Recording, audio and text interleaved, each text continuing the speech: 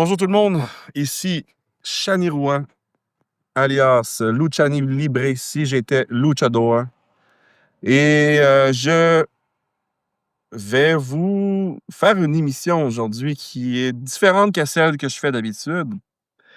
Pour la première raison, parce que ça fait longtemps que j'en ai pas fait une. Je suis un enseignant, j'étais en vacances pendant cet été, puis j'ai décidé de prendre une pause. Et puis aussi parce que cette émission risque d'être la dernière, en tout cas pour un moment. Et merci. Merci d'avoir passé une année extraordinaire de lutte en ma compagnie avec moi. Et puis, je vais vous faire tout ça un épisode pour finir ça. Alors, on part ça. Joe Hendry prend possession de mon corps. 'Cause I believe in Luciani.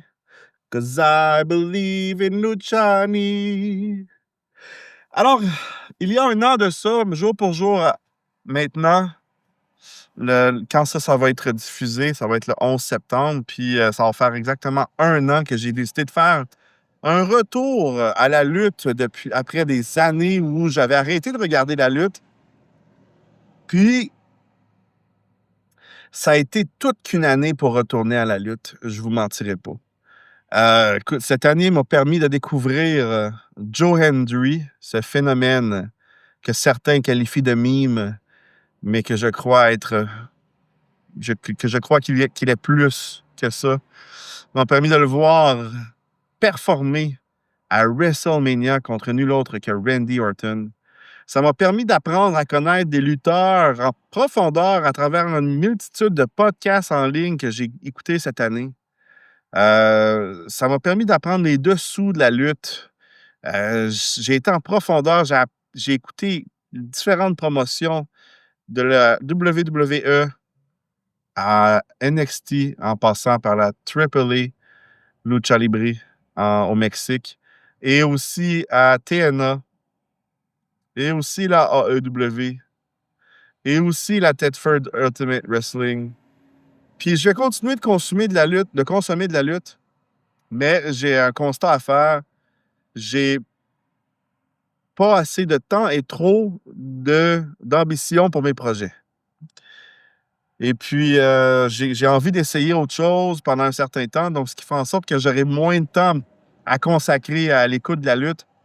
Puis, moi, j'aime ça quand je fais mes analyses d'avoir vu ce dont je parle, tu sais. Puis, fait que je vais quand même en écouter, mais plus vraiment comme un casual, peut-être pendant un certain temps. Et puis, cette année qui s'est conclue même avec ma première fois d'assister à la WWE à Raw à Québec. Donc, pour vrai, là, je trouve que c'est tellement une année extraordinaire pour retourner à la lutte parce que j'ai vu toutes ces choses-là, mais j'ai également pu assister cette année au Farewell Tour de John Cena. Écoute, c'était une année extraordinaire. Ça m'a permis de découvrir Bianca Belair. Ça m'a permis de découvrir et redécouvrir des lutteurs comme Kevin Owens puis Sami Zayn. Et puis, franchement, c'est vraiment un bel univers qui a une place chère dans mon cœur. Puis, j'ai décidé dans cet épisode-là, dans le fond, là, de ressortir mon calepin, puis de vous parler de ce que j'ai pas pu parler, dans le fond, dans les derniers épisodes, parce que il y a des choses puis,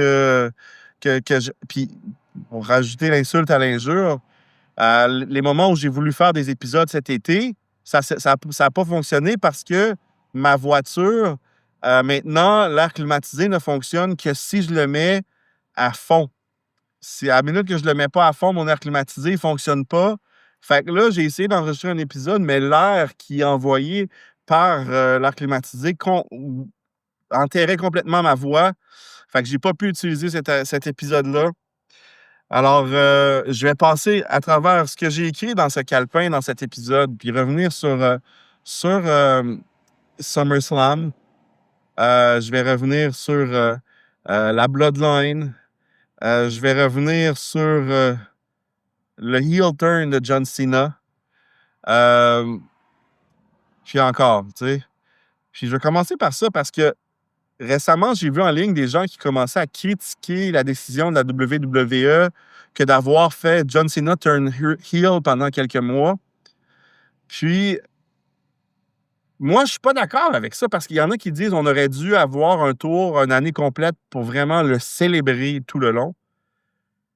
Mais moi, je comprends pas cet argument parce que le heel turn, il a duré le temps qu'il a duré, puis il était tellement puissant, tant dans la performance d'acteur de John Cena que dans ce qu'on pouvait ressentir en regardant ça. Puis c'était quelque chose qui était honnêtement, qui va passer à l'histoire, tu sais. Fait que ceux qui disent que c'était une erreur puis quelque chose qu'on va essayer d'oublier, je suis tellement en désaccord. C'est ça qui a marqué, dans le fond, cette dernière année d'une manière à rendre ça encore plus mémorable. The Never Seen 17, John Cena. Tant mieux qu'il puisse finir maintenant sous une note positive, mais son heel turn était tout à fait à point. C'était du grand art. Puis, franchement, là, chapeau bas John Cena, comme je l'ai dit dans un autre épisode. Il nous donne vraiment un spectacle extraordinaire. Parlons maintenant de la Bloodline. Tu sais, je voulais revenir là-dessus parce que quand j'ai recommencé à écouter la lutte il y a un an, Solo Sikoa était encore le leader self-proclaimed de la Bloodline, tu sais. Puis c'était ça qui se jouait. Puis que là, j'ai vu l'éclosion, en fait, l'explosion de la Bloodline. L'éclosion de certains lutteurs comme Jacob Fatu qui sont rendus maintenant des têtes d'affiche dans la WWE. Et puis maintenant, la Bloodline qui est un petit peu décimée et puis un petit peu une version Team d'elle-même avec du Solo Sikoa qui est retourné comme leader de sa faction, mais qui est leader d'une faction handicapée de grandes vedettes. Puis, dans le fond, il a été recruté, tu sais, des gens comme Jeff Cobb puis d'autres lutteurs, mais tu sais, c'est vraiment une famille reconstituée parce que Jeff Cobb, il est mexicain, là, il est pas samoan, là, tu sais, je l'ai dit comme plus tôt dans un autre épisode. Fait que ça rend ça cocasse, mais c'est quand même encore bon. Puis là, maintenant, il appelle ça My Family Tree.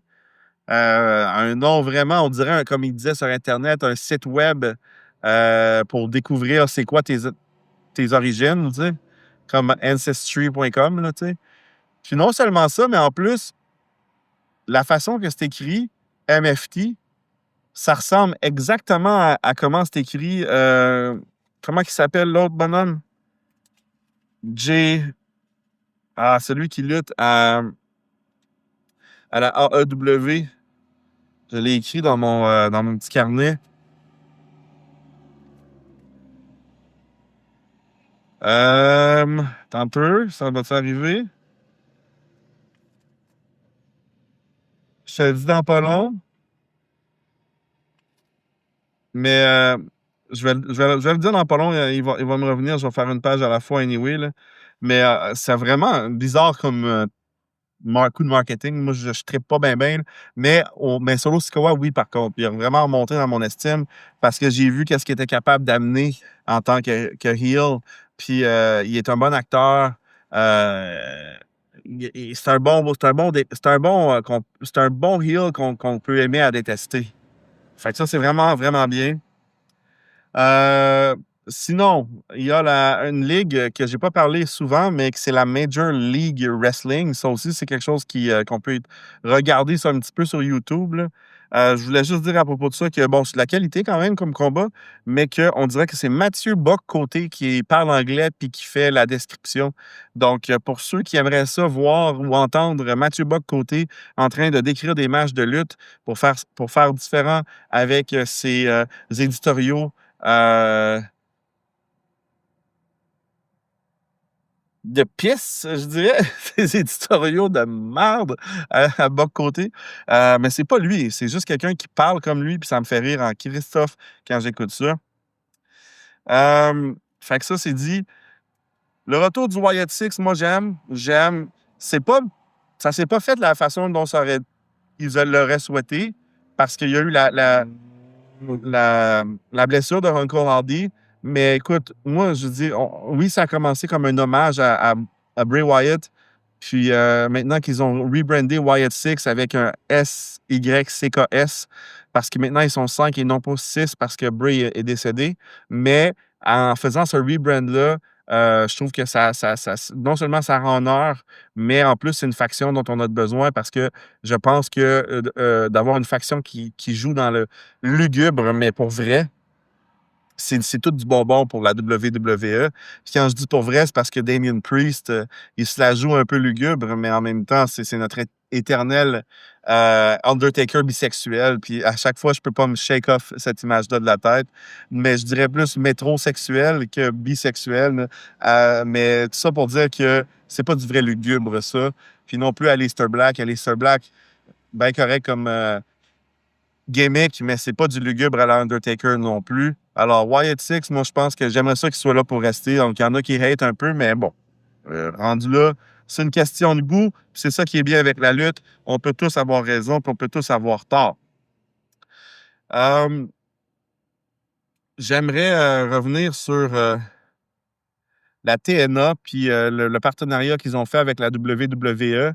Je pense que c'est quand même pour le bon. C'est sûr que maintenant, semble-t-il que la WWE, c'est elle qui tire la couverture beaucoup plus de son côté, que la TNA peut garder son identité. C'est quelque chose qui reste à voir. Depuis qu'ils ont fait gagner Trick Williams, dans le fond, alors que il est le champion NXT, puis maintenant qu'il est rendu champion de la TNA, ils ont fait beaucoup de champions de la NXT gagner les titres de la TNA. Donc, c'est un petit peu, on dirait, une façon de mettre un petit peu leur dominance, tu sais, pour montrer que le partenariat, c'est nous qui le menons. Mais écoutez, c'est comme ça que ça marche un peu dans ce milieu-là, j'imagine. Ça pour dire que ça reste une belle promotion. Ma deuxième favorite, dans le fond, ça serait la WWE en premier, la TNA en deuxième. Puis après ça, ben, les autres, je les écoute pas assez pour avoir une préférence. Là, mais NXT commence à avoir sa raison d'être un peu plus dans mon esprit. Mais tout ça pour dire que TNA, franchement, c'est une promotion à découvrir si vous ne la connaissez pas. Euh, Beast Mortos, je l'aime beaucoup. Lui, c'est dans la AEW. Si vous ne le connaissez pas, allez faire un tour, revoir un petit peu ses combats. Beast Mortos, il vaut la peine d'être découvert. Euh, J'écrivais ici que je manquerais n'importe quand un pay-per-view de la AEW, mais pas de la TNA, par contre, parce que l'intensité est vraiment, vraiment meilleure. Euh, la TNA grabe encore mieux notre attention avec un show par semaine que la AEW peut le faire avec 3 shows par semaine. Fait que ça, c'est pour moi quelque chose qui parle beaucoup. Euh, R-Truth, quelle année, quel retour. J'ai mes 2 derniers épisodes qui s'appelaient comme ça, hein. Merci R-Truth. Puis ensuite, merci Ron Killings. Parce que finalement, le roi est mort, vive le roi. Ils ont re-signé en fond R-Truth à cause qu'ils ont vu qu'à moi, il était aimé. Puis que je l'avais dit, hein, moi, je pense que lui, c'est la colle qui fait en sorte que l'atmosphère peut être agréable dans les coulisses. Fait que c'est quelque chose qui est une bonne chose qu'il ait re-signé. Puis cet épisode-ci va être intitulé Merci pour une année extraordinaire de lutte. Puis ça va clôturer la trilogie de Merci en même temps que ceci est mon 30e épisode en un an. Donc, je suis quand même fier de moi d'avoir eu un, on pourrait dire un rythme qui serait à peu près 2 par mois, tu sais, 2 épisodes par mois ou environ, même un peu plus dans le fond. Fait que ça, c'est quelque chose dont je suis fier en faisant une petite rétrospective. Euh, Ma question, que je posais aussi, dans mon calepin, c'est à partir de quand est-ce que ça vaut la peine d'engager des old-timers comme Chris Jericho, comme Christian, comme PCO? Je ne sais pas parce que, tu sais, il y en a qui ont duré longtemps, comme Nature Boy, Ric Flair. Puis je comprends, même on pourrait voir CM Punk en ce moment, mais CM Punk rentrerait dans la même catégorie de ces gens-là. À partir de quand est-ce que ça vaut plus la peine de les inclure dans notre programmation parce que, à un moment donné, c'est rendu peut-être moins ou peu ou pas assez crédible? Parce qu'on veut bien croire que ce soit scripté, mais à un moment donné, on aime faire semblant d'y croire puis d'embarquer dans la proposition qui nous est offerte. Puis, à un moment donné, je pense qu'il faut passer le flambeau à d'autres. Donc, ces old-timers-là, J'aime les voir à l'occasion dans des situations où c'est un retour spécial pour une ou 2 fois, mais de continuer d'engager des gars qui sont, dans la cinquantaine avancée, je ne sais pas à quel point ça va être payant à long terme pour renouveler notre auditoire chez, la WWE, et autres promoteurs. Donc, petit commentaire éditorial. On continue dans mon calepin, ça va bien. Speedball Mike Bailey. Speedball Mike Bailey, un autre de nos Québécois là, qui performe extraordinairement bien en ce moment dans la lutte.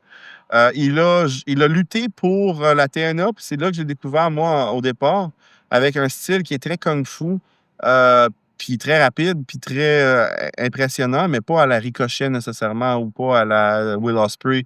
Vraiment un style plus combat, blood sport, j'ai envie de dire même. Jean-Claude Van Damme, là, tu sais. Fait que Mike Bailey, en fond, il n'avait pas re-signé son contrat avec la TNA, mais il a signé un contrat avec la AEW maintenant, donc on peut le voir se battre à cet endroit-là. Et puis, je lui souhaite tout le meilleur du monde. Puis je reviendrai plus tard parce que j'avais écrit quelque chose qu'il avait dit dans un épisode de la AEW, dans un des pay-per-views qui était crissement drôle. Je vous en parle dans pas long, même que j'arrive à cette page-là. On continue, ça va bien, on progresse, messieurs, mesdames, mes 9 subscribers. Pas rien, hein? Je parlais avec quelqu'un en fin de semaine, puis j'ai eu une croissance de 400% cette année, quand même, dans mon auditoire. Passer de 2 auditeurs à 9, faut le faire. Euh, J'aime voir, dans le fond, je l'ai dit déjà dans le passé aussi, mais que c'est rendu vraiment mondial, puis ça l'a toujours été, mais que dans la WWE même, on fait beaucoup de place à toutes les nationalités. Puis, à un certain moment donné, même, on a de la difficulté à faire des choix. Hein. On a Nakamura, lui, et Shinsuke Nakamura, je l'aimais beaucoup, tout ça, mais sauf que il faut se constater que la WWE a décidé de lui donner un dernier run de champion aux États-Unis, puis après ça, de dire, bah, c'était fini, mon chum, je pense pas qu'ils vont leur signer. Ils ont, dans le fond, maintenant, plusieurs lutteurs du Japon. Enfin, ils ont la faction là, de Io Sky, hein, le Genius of the Sky, avec Kairi Sane, et puis la troisième, que j'ai oublié son nom. Puis, mais ça pour dire que je pense que c'est fini pour Shinsuke, mais j'aimais ce qu'il amenait. J'aimais vraiment son énergie. C'est un peu dommage, je trouve, mais il va se retrouver du boulot ailleurs, c'est sûr. Un peu dommage pour Andrade, parce que un peu de la même façon où on va aller chercher certains lutteurs qui ont une technique puis une façon de se battre qui se différencie que des méga stars américaines. Dans le fond, ceux qui sont issus plutôt de la lucha libre. Fut un temps où c'était impressionnant parce qu'il y en avait moins. Là, on en a plus un peu. Mais le mime qu'on voit souvent sur Internet où on voit un papa tenir son dernier enfant en dehors de la piscine, de l'eau dans ses bras, un autre enfant à côté qui est un peu en train de se noyer, puis dans le fond de l'eau, un squelette là, qui est mort, ça fait longtemps. Puis dans le fond, on voyait dans le fond l'homme tenir Penta dans les airs, puis avec Dragon Lee qui est en train de se noyer, puis Andrade qui était mort bien raide dans le fond de la piscine comme un squelette. Puis je pense que ça représente bien un peu l'état des choses de ceux qui ont signé dans les dernières années, dans les derniers mois. Euh, c'est ça, dans le fond. Hein. Ils signent de nouvelles têtes d'affiche, puis il y en a d'autres qui vont couler. Puis, ben, regarde, c'est ça qui est ça. En passant, quand on est allé à Raw, mon frère et moi, à Québec, on était juste assis à côté où Penta est venu faire sa promotion dans le public. Et puis, c'était vraiment extraordinaire de voir qu'il était juste à côté de nous, mais on le voyait pas parce qu'il y avait plein de monde qui était debout autour, sauf qu'on voyait la lumière dans le fond là, qui l'éclairait pour le tournage. Fait que j'ai dit à mon frère, nous avons vu la lumière qui éclaire Penta. On a été si près de le voir. Je voulais parler aussi des promos. Puis les promos, ça, c'est comme l'aspect qui, parfois, certaines personnes trouvent que c'est trop long, mais moi, je pense que c'est partie, puis ça, pas juste moi qui pense ça, là, c'est partie intégrante de la culture de la lutte. Ça fait autant partie du spectacle que les batailles puis que les combats. Mais je trouve qu'il y en a qui sont meilleurs que d'autres, évidemment, là-dedans. Puis ceux qui sont les meilleurs vont être ceux qui vont être capables de jouer avec les pauses puis avec les silences. Parce que ceux qui arrivent puis qui font juste régurgiter ce qu'ils ont appris par cœur, ça paraît. Ceux qui sont capables d'incorporer la foule dans leur promo d'une manière euh, indécelable, c'est ça qui est extraordinaire comme art. Puis Paul Heyman, légende des légendes, lui en est un de ceux qui est capable de faire ça le mieux. Je dirais que CM Punk, c'en est un autre qui est extraordinaire. Le meilleur que j'ai vu, c'est probablement John Cena. Puis c'est pas pour rien qu'il est rendu une vedette à Hollywood. Quel performer dans ses promos, c'est hallucinant.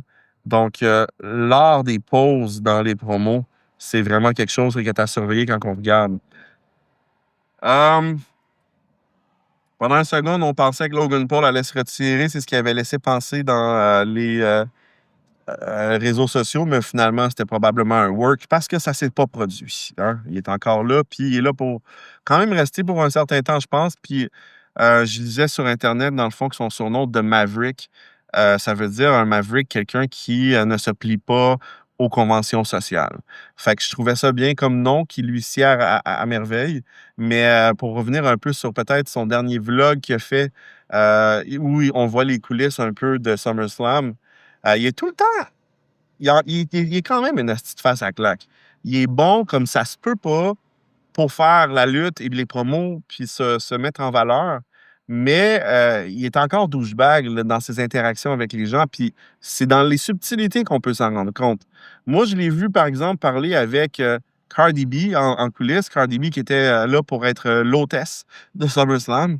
Mais finalement, qui a juste souhaité la bienvenue au début de la première soirée, puis qu'on l'a jamais revu du spectacle. En plus qu'elle disait WWE en anglais d'une drôle de manière. Hein. En anglais, on dit WWE, mais elle disait pas W, elle disait W.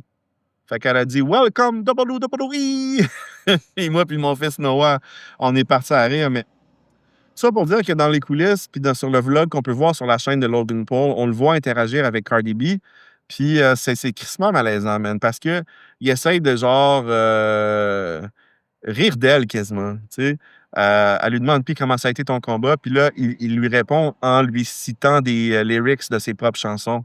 Puis elle s'en rend pas vraiment compte parce que c'est pas évident de toute façon à la base. Il a juste l'air de quelqu'un qui cherche ce qu'il veut dire, mais finalement, c'est parce qu'il réutilise des lyrics de Cardi B. Puis elle a juste fait comme OK, OK, OK, puis that's it.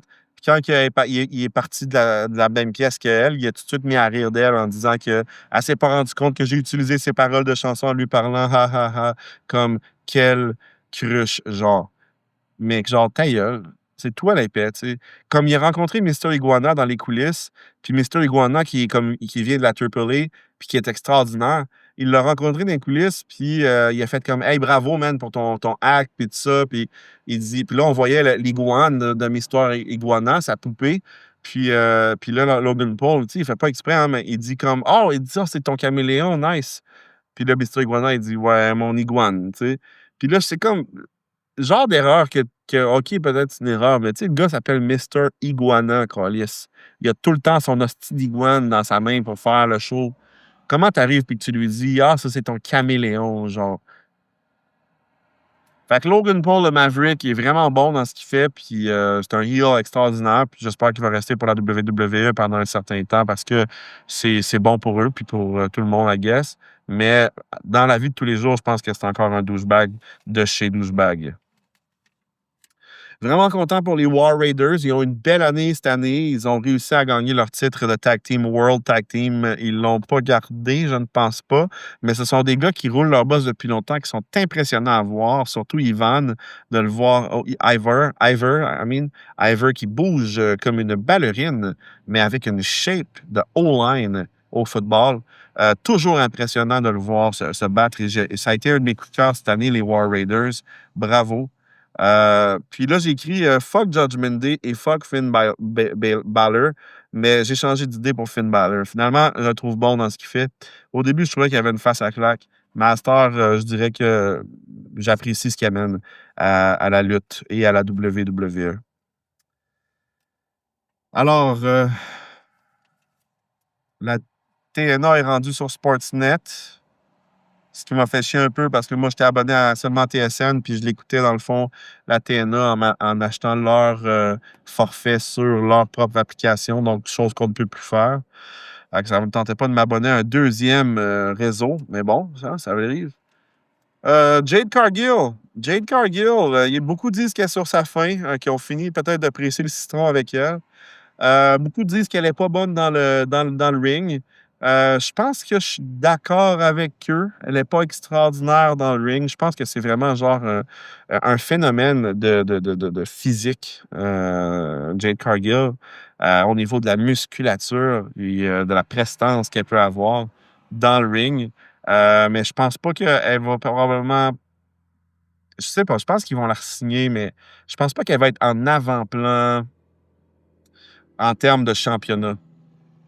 Je sais pas, on va voir. Reste à voir comment ils vont l'exploiter dans les prochains mois, voire années. On verra. Le prochain Royal Rumble en 2026 va être en Arabie Saoudite. Puis ça, c'est quelque chose qui, moi, me dérange parce que euh, j'aime pas les pay-per-view qu'ils font en Arabie Saoudite.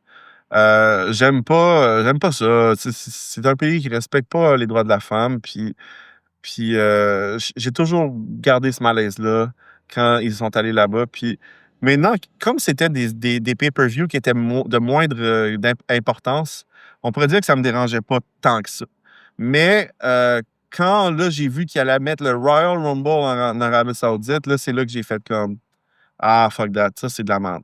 Royal Rumble, qui vraiment est un des événements les plus écoutés de l'année, tu sais. On disait hein, que si on demande aux fans c'est quoi les plus gros événements de lutte, on va dire WrestleMania, puis ensuite Royal Rumble, puis ensuite SummerSlam.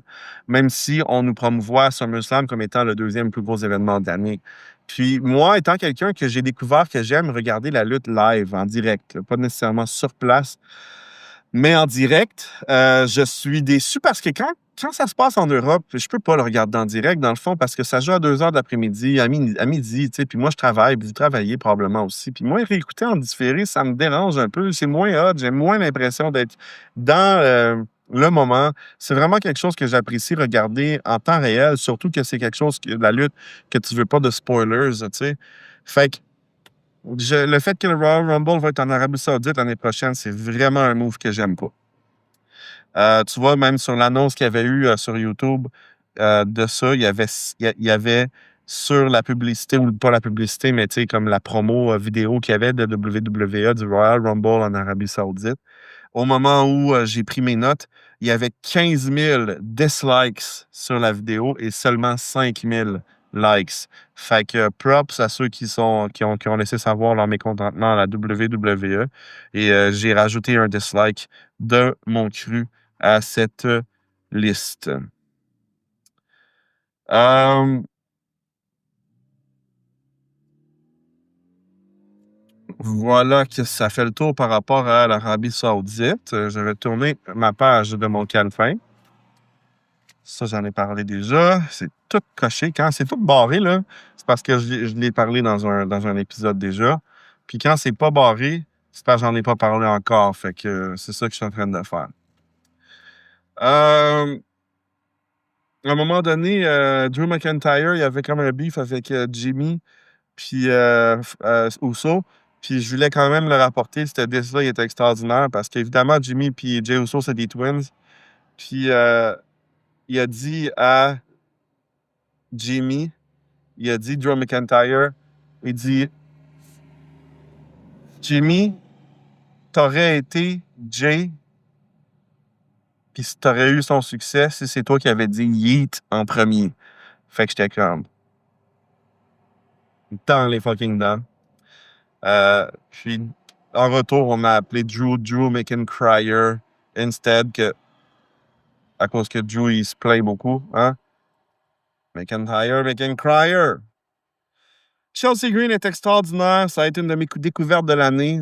Son personnage est fantastique. Juste sa présence dans un gala de lutte rend le gala donc plus sympathique. Donc, Chelsea Green, vraiment, là, c'en est une qui, on aime la voir avec une ceinture, mais qu'on aime la voir tout court. Ceinture, pas ceinture, bravo. Naomi, on lui souhaite le meilleur. Maintenant, elle est enceinte, elle va être maman. Elle a promis de revenir pour pouvoir défendre sa ceinture ou la récupérer à son retour. On lui souhaite tout le meilleur et elle a dit, puis ça, j'ai trouvé ça bon, la bloodline continue parce qu'évidemment, le papa, c'est Jimmy Uso, de son vrai nom, Fatou. Donc, c'est la famille Fatou. Euh, Extraordinairement drôle quand Carmelo Hayes, il dit I'm him, puis que R-Truth comprend pas, puis qu'il dit non, t'es pas him, you're Carmelo Hayes. J'en ai parlé dans le passé, mais revue de l'année, je pense que c'est important que je revienne sur cette hilarité de l'incompréhension de R-Truth quand Carmelo Hayes, il dit I'm him. Samantha Irvin, c'est une déception extraordinaire qu'elle soit partie encore pour moi.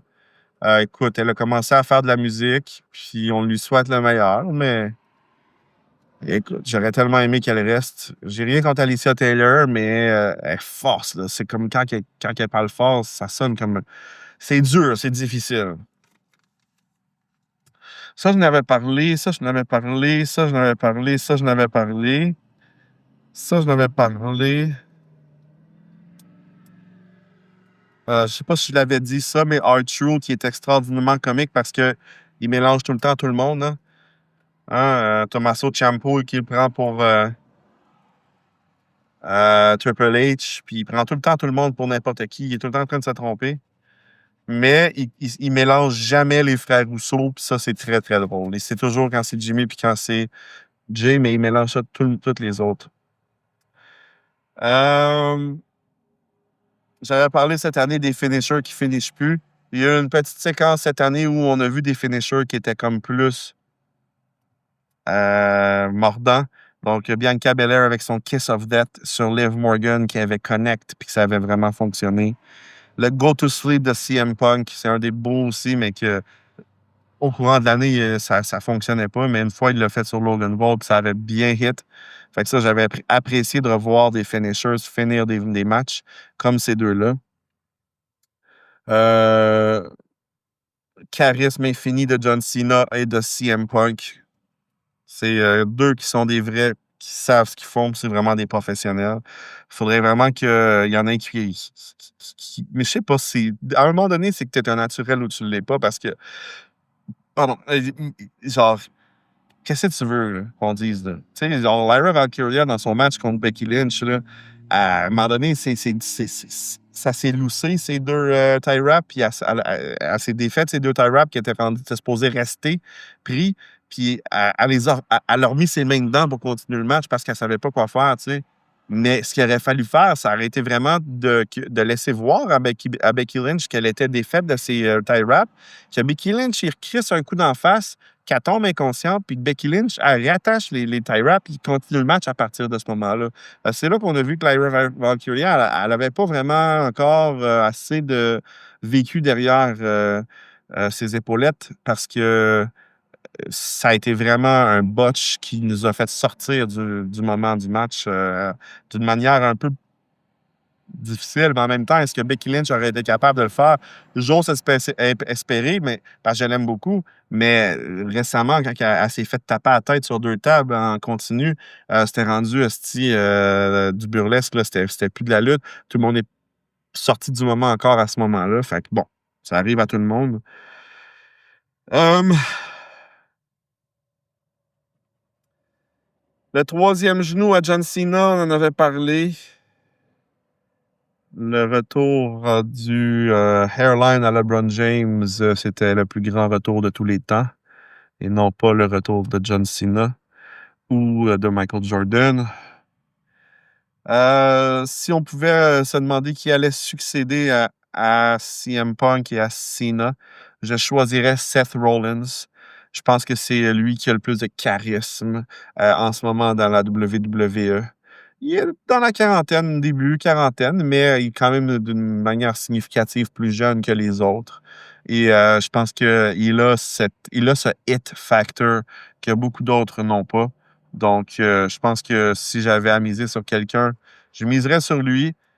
Écoute, il continue en ce moment de miser sur The American Nightmare, Cody Rhodes, mais à un moment donné, il va falloir passer à d'autres choses. C'est mon avis personnel.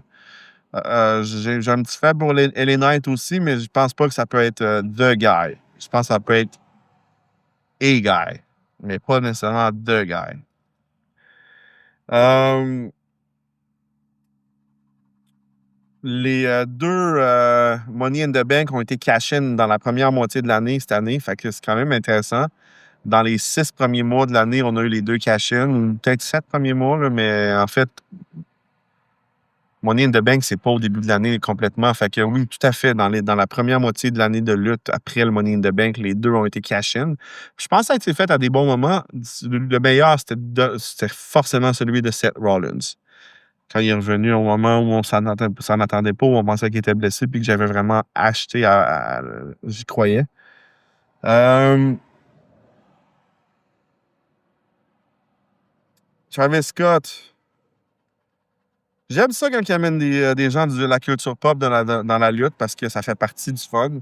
Mais en même temps, si Travis Scott il fait le cave puis qu'il donne une hostie de taloche à l'œil puis à l'oreille à Cody Rhodes, à un moment donné, il faudrait les briefer un petit peu mieux. Un peu comme l'histoire qui s'est passée cette semaine avec Raja Jackson, lui qui est le fils d'un des Rampage Jackson, qui est un lutteur pas un lutteur, mais un combattant de la MMA.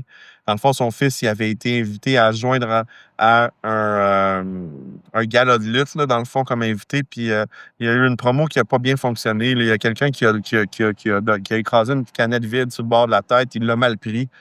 Ils ont réussi à le calmer, puis ils ont dit, regarde, tu t'en vengeras dans le ring en lui donnant ce qu'on appelle un receipt, tu sais, une vengeance, mais comme dans les règles de l'art, là, juste un coup qui fait un petit peu plus mal. Mais Raja Jackson, il l'a crissé à terre, il l'a knocké, puis il a continué de frapper sur le visage de Sikostu. Puis le gars il était allé à l'hôpital, puis c'était carrément un assault, là, rendu là. Le gars, il était.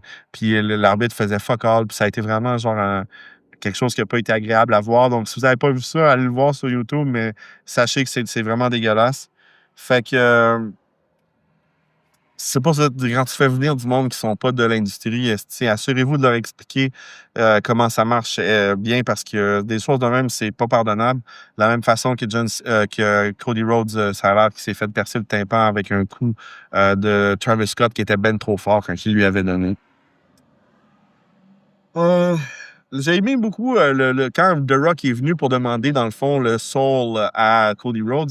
La seule chose, c'est qu'il n'y avait pas de suite dans les idées pour les writers ou The Rock a dit qu'il n'était pas plus disponible par la suite. Ce qui fait en sorte que on n'a pas eu le droit à une suite à ça. Fait que ça a été quelque chose qu'ils ont fait pour l'entrée sur Netflix de la WWE. Donc, ça a fait un show extraordinaire mais il y avait zéro suite dans les idées. Puis ça, c'est quelque chose que j'ai remarqué à quelques reprises cette année qui vient me gosser un peu. C'est tant qu'à faire de quoi, faites-le comme du monde. Comme quand John Cena il est redevenu un babyface, ils l'ont fait sur un SmackDown, tu sais, comme dans une promo qui était très rapide. Puis à un point tel où je me demandais, really, est-ce que c'est vraiment comme ça qu'il va redevenir un babyface? Parce que quand il a turn heel, c'était sur un moment de grande écoute, justement, à Netflix au premier épisode. Puis c'était un moment d'anthologie de lutte, là. C'était extraordinaire. C'était comme, wow! Mais de le refaire tourner babyface à SmackDown un vendredi soir, pas dans un pay-per-view, alors que c'était comme vite fait, là, comme ça, genre, je sais pas, man. Come on, guys. Vous êtes capable de faire mieux que ça? Euh, J'arrive pas à lire ce que j'ai écrit ici. C'est marqué God bless WWE. Ou comme dirait euh, Cardi B, God bless WWE. Fait que je sais pas pourquoi j'ai écrit ça, mais God bless WWE. On continue. Euh, Grayson Waller et Jey Uso à Raw, il a fait Grayson Waller un Between the Legs elbow drop. Puis ça, j'ai trouvé ça le fun de voir des nouveaux moves. Hey, à un moment donné, on l'a vu, là, le Frog Splash. Là, Puis je l'aime, Eddie Guerrero. C'est un de mes préférés de tous les temps. Mais le Frog Splash, on dirait que c'est quasiment juste ça qu'ils sont capables de faire quand ils sautent de la troisième corde. Puis, tu sais, il y a le Frog Splash. Le tsunami de Bronson Reed, tu sais, qui a l'air un peu drôle, on dirait un petit poulet qui est pas capable de voler, là, mais en tout cas. Mais lui, il a fait, Grayson Waller, carrément genre comme s'il faisait un between the legs au basket après ça pour frapper le gars.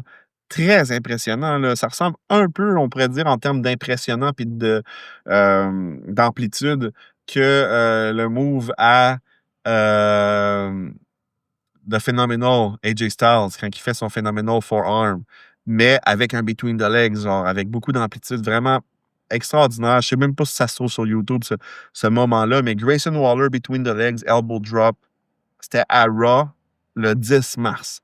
Faut aller voir ça. Si ça vous tente, moi j'ai trouvé que ça a été un move sublime, surtout d'un gars qui vient de l'univers du basket, comme vous le savez maintenant. Pat McAfee, il est bon. Il est bon. Il a un peu une face à claque. Des fois, il gosse. On dirait qu'il s'aime beaucoup. Mais rend à César ce qui appartient à César. Il est bon. Il est bon, mais c'est peut-être pas. Tu sais, j'ai pas d'atome crochu avec Pat McAfee, mais euh, il est bon. Je suis capable de dire qu'il est bon, là, fait que je vais l'admettre.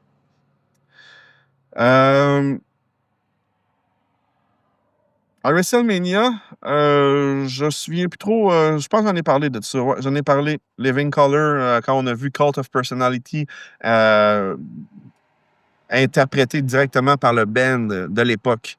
Ça a été un moment extraordinaire cette année quand on a vu ça. À revoir là, l'entrée de CM Punk sur la chanson qu'il a utilisée pour son entrée et qu'il utilise depuis longtemps, Cult of Personality, puis c'était joué par Living Colour à ce moment-là. Vraiment extraordinaire. Les entrées à WrestleMania étaient un peu coupées par les voitures de luxe qui arrivaient, puis c'était un petit peu tout croche, mais à part de ça, quand même intéressant. Hem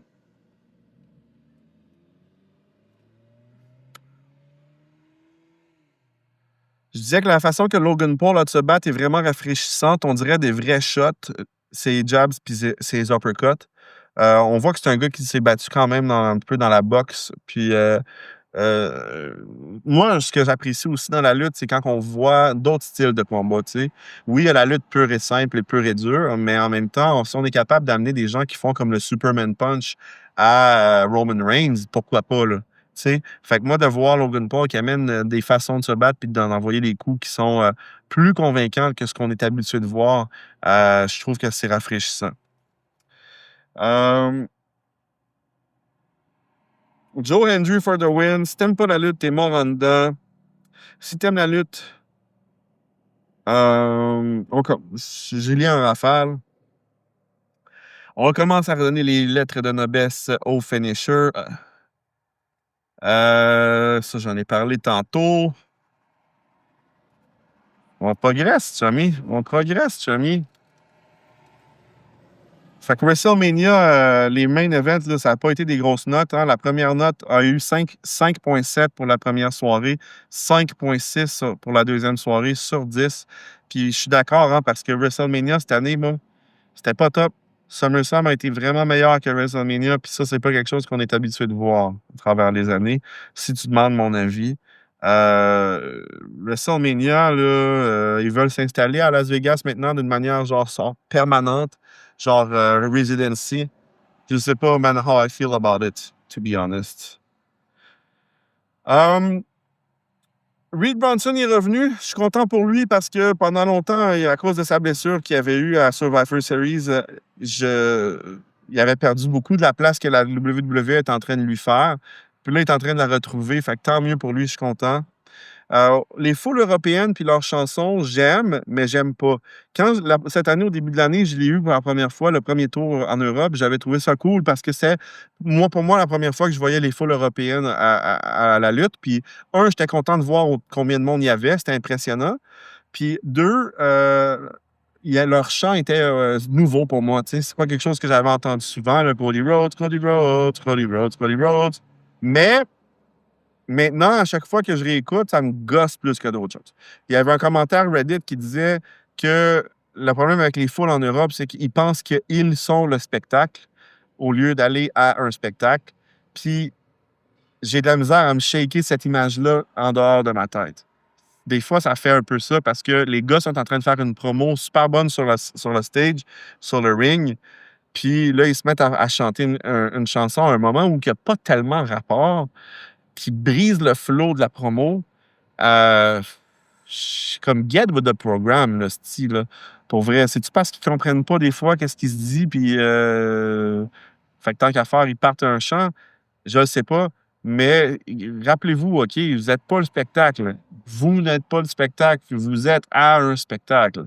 Peut-être ramener ça, en perspective, ça ferait du bien. Ah, il y a un nouveau lutteur à la TNA que j'ai, beaucoup apprécié. Il s'appelle Elijah. C'en est un autre qui, joue de la musique, qui arrive avec sa guitare, puis il a vraiment un style bohème, mais comme cut, style Aquaman un peu. Mais plus rugged. Puis c'est vraiment comme un petit peu l'antithesis de Joe Hendry, où Joe Hendry est comme tout liché comme personnage avec ses cheveux blonds, même si lui aussi c'est un chanteur de musique. L'autre, il est vraiment plus bohème dans sa façon de faire. Mais il est très impressionnant et puis ils les ont fait combattre ensemble. Puis c'en est un que je pense qui est à surveiller dans les prochaines années, dans le fond. Elijah, allez voir ça. La lutte à géométrie variable, j'en ai parlé dans un autre épisode, mais c'est quelque chose qui, à un moment donné, il va falloir get aussi with the program à travers ça, là. C'est qu'un même move peut, dans une promo, être dévastateur, genre le Twist of Fate. Non, ça, c'est. À chaque fois, je me trompe. Ça, c'est les frères Hardy, ça, Twist of Fate. Le move à Cody Rhodes, là, il est laid en tabarnak. Puis dans les promos, quand il le fait à quelqu'un d'autre, l'autre personne est knockée bien raide pendant 10 ans. Mais dans un match, il faut qu'il en fasse 10 puis encore. Tu sais, je veux dire, ça me gosse. Après ça, la lutte à géométrie variable. Les coups qu'ils se donnent en promo versus en match ont des répercussions complètement différentes sur le déroulement. Euh, J'avais aussi parlé là, que je pense que c'est correct d'avoir des vedettes de la TNA qui font le saut à NXT, mais d'après moi, ils devraient sauter NXT. Je veux juste leur dire, ils devraient aller directement au main roster quand c'est des grosses vedettes. Quand c'est des grosses vedettes comme Jordan Grace. Parce que sinon, j'ai l'impression que ils vont juste enterrer du talent dans NXT en faisant ça. Malgré tout, Nia Jax s'est retournée à NXT pendant une couple de fois. Ils essaient des fois d'amener des vedettes du main roster à NXT, je pense, pour mousser un peu le programme. Pas une mauvaise idée, mais en tout cas, I Will Die on This Hill, les grandes vedettes de la TNA devraient passer au main roster directement. Ça, je l'ai déjà dit. Hein, quand on parle des eras, ça, c'est très drôle, le era des divas, le era du Ruthless Aggression. De la même façon qu'on parle des eras dans l'histoire du monde. La TNA, les tables, ils pètent encore tout croche. Ils n'ont pas réglé leurs problèmes. Je comprends pas ce qui se passe. Mustafa Ali contre Mike Santana, ça, il y a un move qui fait que c'est un 450 dans le fond. Là, c'est comme un tour et demi avant de retomber sur le gars quand il saute du coin. C'est un move qui est extraordinairement impressionnant. Fait que YouTube et ça, 450 de Mustafa Ali.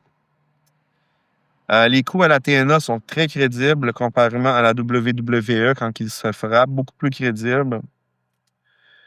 Euh, il y avait à un moment donné un sign dans un événement de la WWE où c'était Release the rest of the Vault episodes. Puis ça, je trouvais ça bien parce que ça veut dire que il n'y a pas tout il est transféré sur Netflix jusqu'à présent. Puis il y a des personnes qui se demandent où est le reste des épisodes. Fait que d'accepter, je pense qu'ils doivent les screener, les pancartes avant de rentrer. Là. Ils doivent vérifier ce qui est écrit dessus. Puis d'avoir permis une pancarte qui critique la WWE, ça, j'ai trouvé ça bon. À moins qu'il ait juste réussi à se faufiler, on le sait pas. Dawkins des Street Profits m'a impressionné. Là, au début, je trouvais qu'il avait l'air un peu nowhere. Montez Ford, je l'aime pas, mais au moins, il est fidèle à son personnage. Puis, dans le même élan que je parlais de Grayson Waller, plutôt qui faisait son Between the Legs, leg drop, Between the Legs, elbow drop, Dawkins a fait un 360, lui. Un 360 avant de faire son elbow drop. Je trouvais ça extraordinaire aussi. Il est habillé un peu hein, en joueur de basket, boxeur, là, un peu. Puis j'ai trouvé ça rafraîchissant de voir ça. Maintenant, quelques certitudes à la lutte. Des choses que vont toujours arriver, esti, c'est quelque chose, j'avais commencé à faire une petite liste. Là. Certitude de lutte. Celui qui set up la table va se faire crisser dans la table. Celui qui set up l'échelle va se faire crisser dans l'échelle. Même chose avec les tables. esti. J'adore que les matchs TLC pour Table Ladder Chair aient cet acronyme parce qu'en anglais, TLC, normalement, veut dire Tender Love and Care. Puis c'est l'origine, dans le fond, première de cette abréviation-là. Dans le fond, TLC, c'est vraiment Tender Love and Care. Puis les matchs TLC à la lutte, c'est Tables, Ladders and Chairs. De la poésie, man. De la poésie à mes oreilles. Bravo, bravo, bravo. Hum, J'arrive pas à me relire. Fait que je vous parlerai pas de ça. J'arrive pas à me relire, les amis. Hein? Êtes-vous capable de lire ça? Déjà, me transport. Un autre certitude, c'était pas fini. La table des annonceurs hispanophones se fera démolir en premier. Si Roman Reigns, ça là, c'en est un que c'est moi qui ai trouvé. Là. Si Roman Reigns fait son ouh ah, c'est lui qui va se faire super kick ou speared. Pas une crise de fois cette année, j'ai eu les vu faire son ouh ah, puis après ça réussir son spear. Toutes les fois que je l'ai vu cette année, puis c'est au moins 5, ça l'a abort après. Si j'étais lui, à un moment donné, je parlerais aux writers, hein, je leur dirais tabarnak, à un moment donné, il faut me laisser hit après avoir fait mon ouah. Les tables ont l'air identiques à la WWE qu'à la TNA, pourtant, elles pètent au milieu. Donc, est-ce que la WWE fait ce que j'ai dit qu'il devrait faire, c'est-à-dire couper le style de rubber avec un coup d'exacto avant de les mettre là?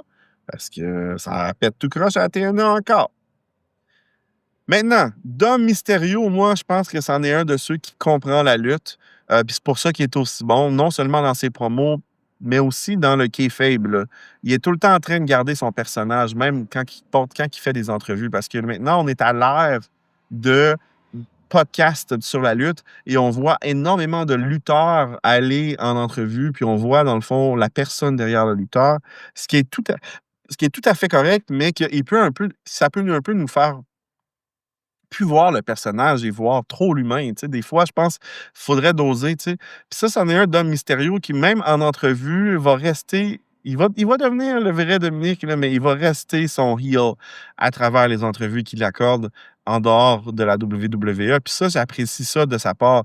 Des fois, j'ai l'impression qu'il comprend mieux le monde de la lutte que d'autres. Puis probablement que c'est le cas parce qu'il est le fils d'une des légendes de la lutte, Henry Mysterio. Mais en tout cas, donc, une des réponses qu'il a données dans une des entrevues qu'il a faites, c'est que si. Il dit pourquoi tu ne fais pas ton somersault plus souvent quand tu vas te battre? Il dit c'est parce que si je le fais tout le temps, ça c'est plus spécial. Les gens après, ils vont s'attendre à ce que je le fasse et ils vont être déçus. Là, moi, je veux pas qu'ils s'attendent à ce que je le fasse, je veux qu'ils espèrent que je le fasse. Si jamais je le fais, là, le monde, ils vont vraiment réagir puis il va avoir un pop incroyable. Donc, dans le Mysterio, là, il dit 90% du temps, je ne devrais pas le faire, mon somersault. Mais le 10% du temps, je vais le faire. Fait que si tu es là, la fois sur 10 que je le fais, il va avoir un pop, puis la foule va vraiment être contente de l'avoir vu, le somersault. Si je le fais à chaque fois, ça perd de son charisme. Fait que moi, c'est un autre hill on which I will die on. Dom Mysterio, c'en est un de ceux qui comprend la lutte. JC Matteo, hein, en Jeff Cobb, vraiment impressionnant. Il a fait un move qui était comme un standing somersault la dernière fois, puis que je me suis dit, Chris, à cette hauteur-là, à cette grandeur-là, d'être capable de faire ça, c'était impressionnant à voir, un peu à la Iver des War Raiders. Bravo. Fraxium, OK, Nathan Fraser puis Axiom, un tag team que j'ai appris à apprécier cette année parce que s'il y avait comme une division que moi j'aimais pas cette année, c'était beaucoup les tag teams. Fait que je comprenais puis j'aimais beaucoup la gimmick de New Day, dans le fond, là, quand il était habillé en noir parce qu'il disait qu'ils étaient en deuil de la division tag team de la WWE parce qu'ils n'avaient pas été inclus dans un combat de tag team. Puis, mais j'étais un peu d'accord parce que pendant un certain temps, moi, quand c'était Motor City Machine Gun qui se battait contre DIY, là, ça ne pouvait pas être plus plate que ça à mes yeux. Fait que je m'en allais faire d'autres choses puis je revenais après, tu sais. Mais avec les tag teams des Fraxium, des Street Profits, des Wyatt Six, je trouve vraiment qu'ils ont remis le tag team sur la map. Fait que bravo pour ça. Puis Fraxium, c'est parmi eux, parmi tous ceux-là, ceux qui m'impressionnent le plus. Donc, en deuxième, Street Profits. Puis, ben, YS6, je suis content parce qu'ils sont là, mais en même temps, c'est pas les plus impressionnants à proprement parler, mais j'aime ce qu'ils amènent pareil. Quand que, quand il y a eu le combat entre John Cena et Ron Killings en R-Truth dans un Saturday Night Main Event, je me souviens quand que R-Truth, il s'était déguisé en Ron Cena. Il s'était habillé comme John Cena, mais c'était Ron Cena. Puis ça, j'ai trouvé un des moments de l'année les plus chaleureux. Les gens se plaignaient qui étaient comme oh, c'est juste un combat qu'on sait qu'il va perdre, John Cena, anyway. J'ai dit, oui, mais c'est ça la lutte, dans le fond. Tu vas là pour être entertaining. Tu vas pas là pour espérer nécessairement que Ron il va gagner contre John Cena. C'était écrit dans le ciel qu'R-Truth n'allait pas gagner contre John Cena à ce moment-là, mais ça nous a donné un des moments les plus heartwarming de l'année, esti, en Run Cena. Franchement. Franchement. Il y a du monde, esti, que j'ai l'impression qu'ils ne comprennent pas. Fait que Bronson Reed, de retour. Je suis content pour lui. Paul Heyman, c'est une légende. Il fait le show à lui tout seul, des fois. À WrestleMania, s'il n'y avait pas Paul Heyman qui était venu sauver le show, esti, ça aurait été terrible. Terrible. Ah, ça, je sais pas pourquoi j'ai écrit ça, fait qu'on va le barrer. Hein? Ça va être difficile pour moi de me souvenir, là. Ça date du 13 juin, ça fait quand même longtemps. Intéressant à savoir, fait intéressant que mon ami Antoine m'a dit, je pense que c'était mon ami Antoine, il y a la marque de vêtements OB. Vous l'avez sûrement déjà vu, là, tu sais, OBEY. Puis il y a comme une espèce de visage derrière le logo. Ben, ce logo-là de la marque OB, le visage qu'on voit, c'est le visage de nul autre que Andre the Giant. Mais on ne peut pas le reconnaître comme ça parce que c'est une version modifiée puis altérée. Mais quand même, maintenant, vous savez que le visage qu'on voit dans le logo de la marque OB, OBEY, vous le googlerez, c'est le visage de nul autre que de Andre the Giant. J'ai quelque chose qui m'a un petit peu surpris, voire pas déçu, mais quand même. Je me suis toujours demandé comment ils faisaient pour accrocher leur ceinture autour de leur taille puis de les renlever sans galérer, si on veut, là, parce que ça avait l'air, de mon point de vue, difficile peut-être à mettre puis enlever. Mais force est de constater que c'est du velcro. J'ai vu dans un épisode.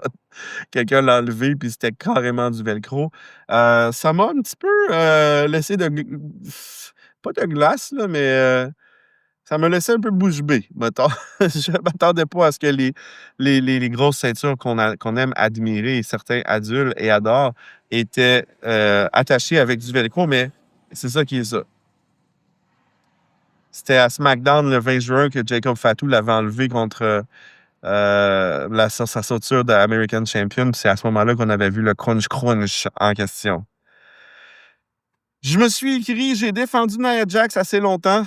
Écoute, Nia Jax, extraordinaire au niveau de son personnage, mais une lutteuse force est d'admettre et de constater qui n'est pas bonne. Fait que ça me fait un peu de la peine. Le nombre de spots ratés qu'elle a, le nombre de fois qu'elle arrive en retard dans un spot, ce qui fait que ça a l'air chorégraphié d'une manière télégraphiée. Des fois, je me demande si ses apparitions à NXT, c'était pas un petit peu justement pour qu'elle aille refaire ses classes et non pas juste pour amener, dans le fond, du star power à ce brand-là. Parce que Nia Jax, euh,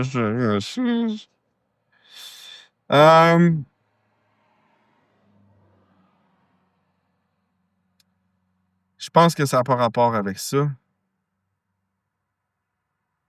Non, ça, c'est des notes de bière. Parce que je me suis pris des notes de bière quand je buvais une bière. Parce que un de mes prochains projets, ça va peut-être être ça, dans le fond, faire des reviews de bière, là, de microbrasserie. Donc, ça va me prendre un peu de temps. Peut-être un peu moins de temps pour la lutte. C'est une des raisons pour laquelle je vais faire une longue pause si je reviens à ce podcast. Mais sinon, ça va avoir quand même été un an extra, une année, dans le fond, que je vais avoir. euh, c'est comme une archive de ma vie, hein? une année qui c'est quoi le mot que je cherche? Documentée, une année de retour à la lutte documentée.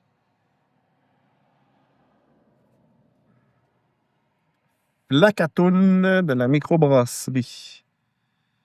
Fait que là, on est rendu dans les bières, là. On est rendu dans les bières. On est rendu encore dans les bières. Ah, voilà le quote de Mike Speedball Bailey à Denver lors du pay-per-view de AEW. Puis c'était comme, c'est ça qui est drôle, c'est parce qu'il était zéro à Montréal, ni au Québec, ni en France. Puis il a commencé sa promo avec écoutez bien, mes grands colis de tabarnak! Il a commencé de même. Écoutez bien, mes grands colis de tabarnak. Puis après ça, il a switché en anglais. Fait que moi, j'étais comme, hey, je sais pas combien de Québécois ont écouté ce pay-per-view-là, mais on a-tu été grattés? Ah, c'était vraiment marrant, man. Puis Mike Bailey, est-ce que j'ai l'admire pour ça? Hein, il n'y a personne à Denver qui l'a compris. C'est clair, net et précis. Mais moi, chez nous, j'ai fait comme hey, oui, man, moi, moi, les poignées, moi. Merci, Mike Bailey. Fait que là, j'ai écrit que j'aime ce qu'ils ont fait avec le My Family Tree que je vous parlais, là, dans le fond, à la place de la Bloodline, parce qu'ils refusent un peu de laisser ça aller, hein, Solo Sikoa. Puis là, maintenant, ce qu'ils mettent autour du cou à Bronson Reed, ce sont des souliers, dans le fond, qu'ils ont enlevés lors d'un combat contre Roman Reigns. Fait que là, ils ont attaché les lacets ensemble, puis les souliers pendent de chaque côté. Puis ils appellent ça le Shula Fala. Ça, je trouve ça tellement réussi parce que, dans le fond, le collier fait de piment rouge, on appelle ça le Hula Fala, puis c'est le Tribal Chief qui doit le porter. Mais là, ils ont pris le Shula Fala, fait que c'est comme un peu, dans le fond, oui, évidemment, on rit du Hula Fala, mais aussi c'est un peu genre dans les codes street, là, tu sais, genre où on taxe on bully les autres, puis on taxe leurs vêtements, tu comprends? Puis c'est pour ça que maintenant, on appelle le Tribal Thief, hein, pour voleur, Solo Sikoa au lieu de Tribal Chief. Donc, le Tribal Thief, voleur qui vole les souliers de ses opposants pour rajouter à son Shulafala. Fait que ça, je trouve ça très bon parce qu'il n'y a pas plus grand 10 dans la culture pop et la culture de ceux qui collectionnent les souliers que de voler les souliers de quelqu'un, surtout quand c'est des Jordan. Puis c'est ça qu'ils font depuis une couple de mois, ou un mois et demi à peu près jusqu'à maintenant. Puis ça, je trouve vraiment que c'est une bonne trouvaille de la WWE à exploiter et continuer d'exploiter si tu me demandes mon avis. J'avais beaucoup trouvé ça drôle là, quand Braun Breaker, dans le fond, là, à WrestleMania, il y avait. Non, excuse-moi, à SummerSlam, il était rendu genre sur le ring, puis il était en tabarnak. Puis quand il est en tabarnak, il enlève ses bretelles, puis il fait son The dogs are here, puis tout ça. Mais là, ils avaient déjà enlevé plus tôt dans le match. Fait que là, à un moment donné, il arrive en plein milieu du ring, puis là, il va se repéter un deuxième Super Saiyan 3, genre. Puis là, il y a déjà ses bretelles d'enlever. Fait que là, il remet ses bretelles, et il les renlève pour refaire son move.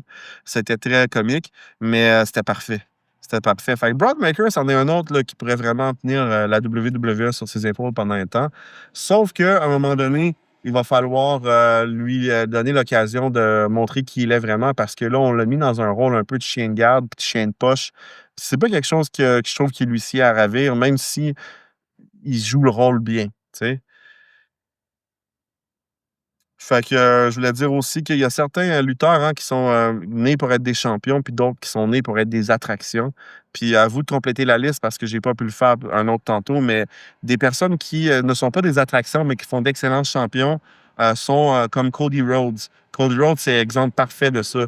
Sans ceinture, il est moins relevant par un mile.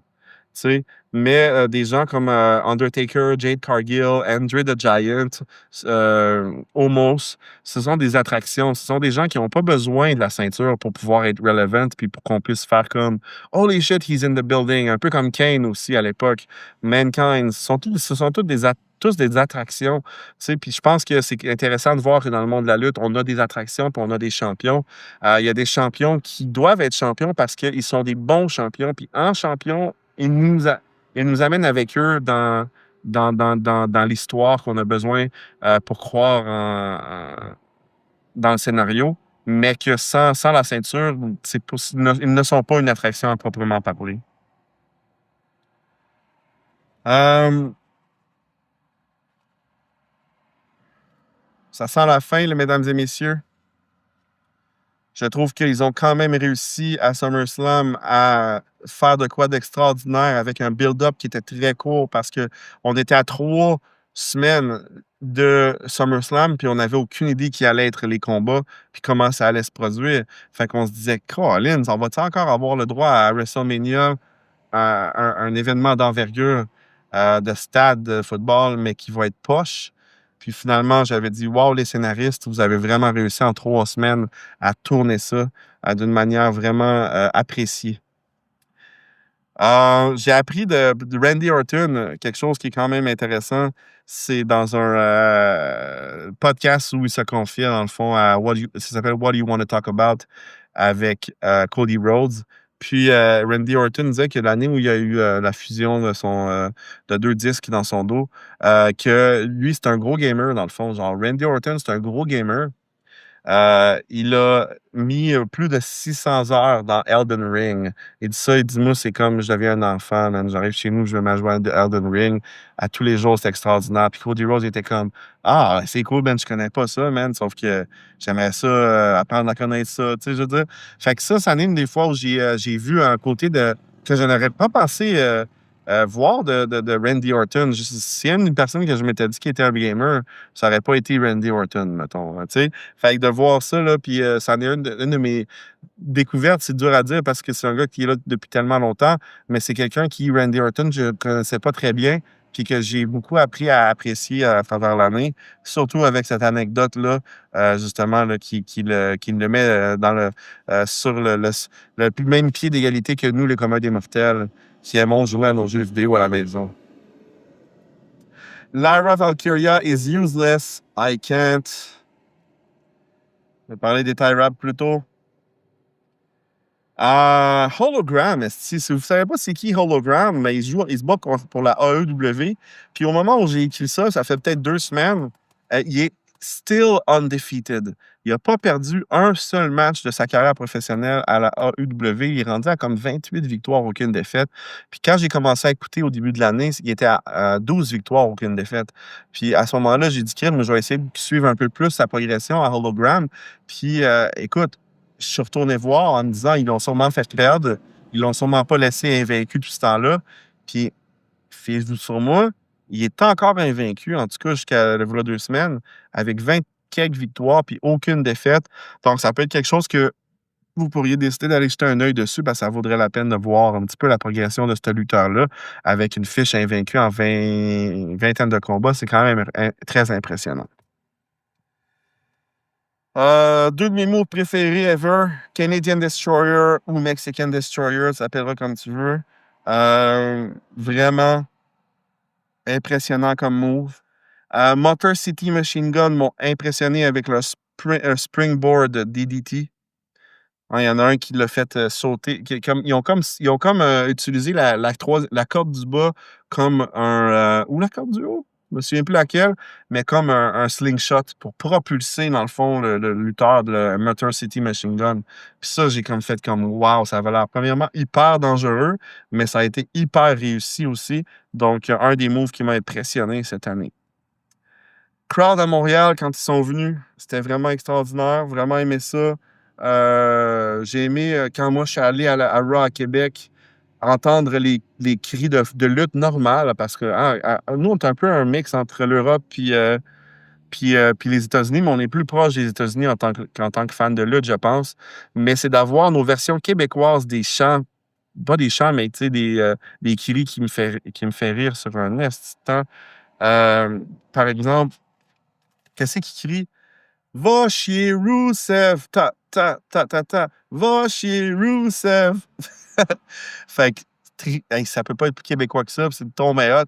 Puis j'ai pas été écouté à la W, je l'ai pas écouté après sur Netflix parce que j'étais live dans l'Arena à Québec, au centre Vidéotron. Mais c'est clair, d'après moi, qu'ils l'ont pas censuré parce qu'ils comprennent pas ce qu'il dit, là, tu sais. Mais ça m'a fait rire. Puis aussi, quand il y avait un heel, la foule, elle disait pas gentil, pas gentil, pas gentil. C'est tellement québécois puis drôle, mais tellement savoureux. Bravo, les Québécois. C'est extraordinaire. Euh, j'ai parlé de ça, j'ai parlé de ça, j'ai parlé de ça. Their history will version be better. Triple Mania. Triple Mania, c'est dans le fond la Triple A, là, tu sais, la WWE maintenant qui ont racheté la Triple A, la Lucha Libre, la plus grosse ligue de lutte au Mexique. Puis ils ont décidé de garder ça deux brands séparés. Puis moi, je pense que c'est une excellente idée. Et puis maintenant, ils font venir des fois des lutteurs vers un puis des lutteurs vers l'autre. Puis pour des événements spéciaux, parce que là-bas, ils ont les Hero del Vikingo, puis ils ont fait venir Dominic Mysterio là-bas, ils ont fait venir Mystery Iguana dans la WWE. Puis maintenant, il y a un des pay-per-view de l'année qui s'appelle Worlds Collide. Fait que c'est deux mondes qui se rencontrent pour le temps d'un événement. Fait que je pense que la WWE a cogné un coup de circuit en achetant la AAA. Fait que bravo pour ce move-là. Puis bravo d'avoir décidé de garder les brands séparés et de rouler ça séparé, sauf pour des événements puis des caméos surprises à l'occasion. Fait que, encore une fois, Papa H is cooking, on pourrait dire. Des fois, on prend des décisions un petit peu weird, mais à certains moments, on voit encore que il y a de la suite dans les idées quand même. Euh, Justement, Triple Mania, on a vu Laparca se battre. C'est un des original luchadors. C'est une légende. À un point tel où je me suis demandé si c'était vraiment lui parce qu'il est là depuis tellement longtemps qu'il doit être rendu assez vieux. Mais j'adore le style de lutte que la Lucha Libre nous offre et les entrées. Laparca, il rentre un peu à la façon de Penta, mais en fait, c'est Penta qui rentre un peu à la manière de Laparca. Mais Laparca fait beaucoup plus de moves de danse. C'est tellement drôle, les moves de danse qu'il fait lorsqu'il se rend jusqu'au ring et même rendu dans le ring, il fait des moves de danse. Puis c'est tellement rafraîchissant. J'aime beaucoup cette lutte. La lucha libre a une place spéciale dans mon cœur, davantage que la lutte japonaise, je vous dirais. Euh, Donc, dans le fond, c'est ça, hein, les commentateurs là-bas, quand on leur parlait de leurs produits de la AAA, le commentateur, il a dit: We let people know what we already know. Fait qu'il dit: On sait déjà que la AAA puis la Lucha Libre, c'est extraordinaire, dans le fond. Maintenant, avec le partenariat, ben, on va faire en sorte que ceux qui connaissaient pas ça vont le connaître maintenant. Mais on n'a rien à envier à la WWE. Notre produit est différent, on est différent, puis on est unique. C'est vrai ce qu'ils sont uniques. Euh,